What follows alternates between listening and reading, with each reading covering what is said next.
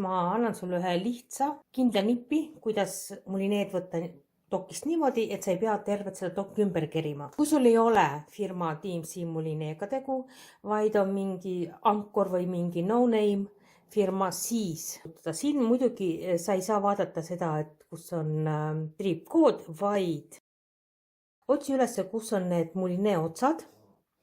Näed sa, ma leidsin ühe otsa, üks ots on siin ja teine ots on siin. Nüüd küsimus, et kummast ma alustan. Ja nüüd on väga lihtne. Kui sa vaatad, siis üks nendest mulineedest jookseb nii-öelda pealt.